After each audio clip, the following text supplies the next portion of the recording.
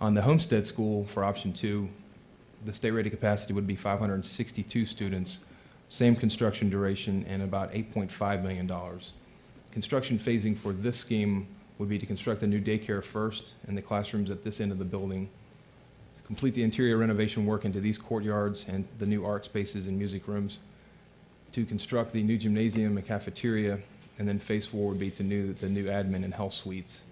This does get a new facade, a new treatment here, sort of a face to the public, and some new parking. And we create a new courtyard in this area by taking over the old gymnasium space. Option 3, which is the preferred scenario, is expanding Wakefield to the northeast with a 2-story portion here and using the slope of the site for parking, which would be a 2-tiered parking, much better drop-off area, a very concise service entrance, and plenty of room for tractor trailers to get in and pull back out, a very landscaped parking lot, and then a bus parking in this area. It gets a completely new facade towards both the community and back towards the rest of the Bel Air campus, with an excellent integration between the John Archer School design and the Homestead Wakefield School on this plateau. Renovated fields here as well, with a nice exterior, and then very clear, concise construction limitations on the exterior of the building for maintenance purposes and for security. On the floor plan, in this scenario, we have a main entrance right here where you can close off this vestibule and access either the health suite or the administration area. The daycare is here on the corner with a tot lot and a nice canopy for, waiting for a parent's drop off. On this particular lower floor would be the pre-K, K and 1, first and second grade here, and some second graders and third graders in this area, with spaces closed off, access to both of the wings instead of having to go all the way around. You can go this way. It does allow for maintenance and landscaping to still get in here and work on the courtyard, which would be an environmental interpretive area.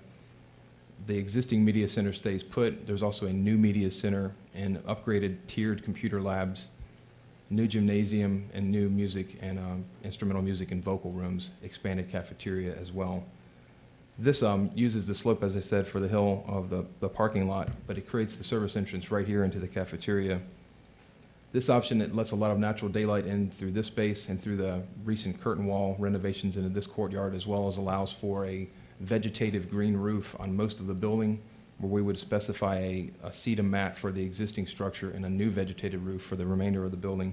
This is an environmentally friendly alternative which helps with stormwater, heat island effect, and also allows the school to be used as a teaching tool for future sustainability natives.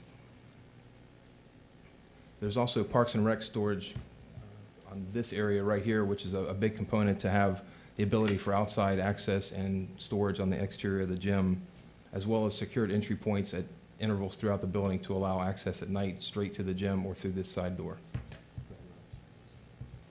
On the upper floor in the front of the building, this is the 4th and 5th graders with some common areas here. Circulation is via this stairwell and elevator here, with some administrative areas for control here, teacher's lounge and planning areas, and classrooms with a lot of flexibility, natural light permeating through both sides of the building. This one is 24 months construction duration with an estimated construction cost of roughly $24 million. As far as construction phasing, you could build this wing first and then demo the other portions of the building.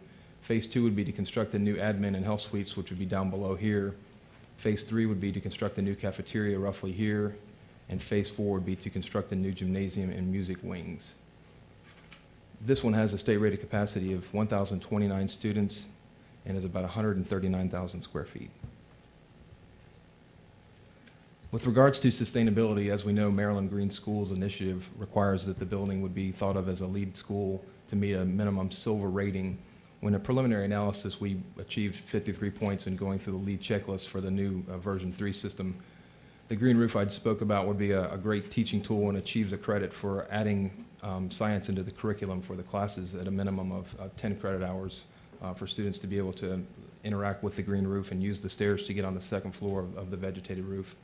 We also would look into things like sustainable sites using pervious pavers or grasscrete, especially with regards to the Maryland Department of the Environment's new stormwater regs, which take place May 4th of 2010, which we would fall under. And then materials and resources, for example, here's Bel Air, we would have a 500-mile radius. We'd select products that were regional in nature to achieve those credits. Other options we would have would be energy efficiency, which we looked into the report, which you've probably had an opportunity to read the 108-page report, it mentions geothermal energy, passive solar strategies, daylight harvesting to decrease lighting loads, and a very tight thermal envelope, as well as the opportunity to do solar and photovoltaic panels on the roof. The goal would really be, as far as sustainability, to create a class of sustainability natives that move into middle school and the rest of their lives ingrained with sustainability in mind. In summary, option 3 is the preferred scheme to modernize the Homestead and Wakefield Elementary School. It serves the best interest of the staff, the students, the parents, and the other members of the community. It will keep most of the recent Wakefield $5.5 million renovations intact, allows more room for the John Archer School footprint and access to that part of the site, as well as the most amount of play fields and recreational outdoor areas.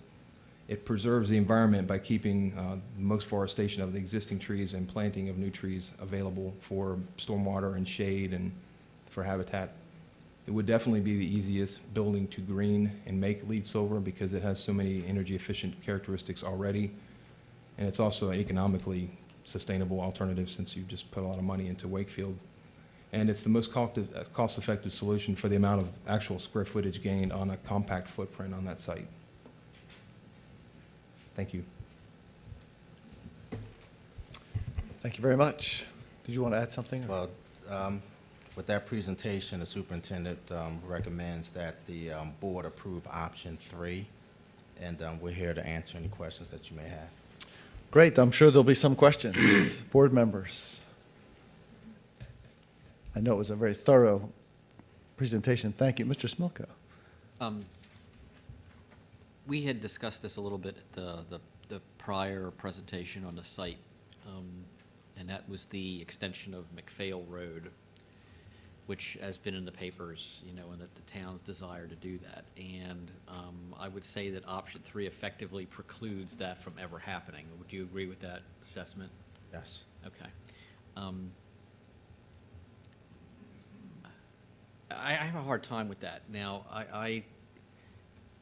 I mean, short of going under the site, you know, to expand at McPhail Road, I think that the town has, you know, a lot at stake here, especially, I mean, we can look right now, the congestion and the way the traffic flows through Bel Air. And if we go out another 5, 10, 20 years from now, what's that going to look like? And what's going to happen? I'm just wondering if there are some other possibilities. I know that if we had moved it to the other side of the road, or moved it more toward the middle school, and understand and everything you talked about and why you didn't do it that way, that, you know, that any McPhail Road extension could be routed around the site. But I guess overall I have a philosophical problem with it in that it's not, we're operating in sort of a vacuum here.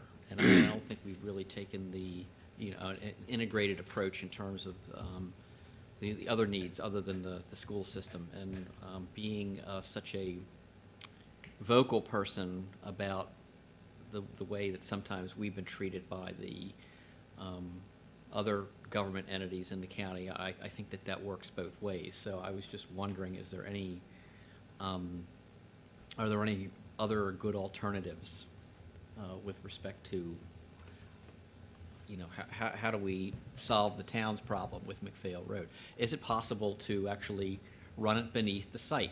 And it is open ground if it was excavated, and I mean, has anybody looked at the possibility of doing something like that? I don't know what the cost of anything like that is, but given if you're not going to build anything over top of it except maybe a parking lot, and you can, you know, the topography seems to be that it's, you know, not as difficult as it could be.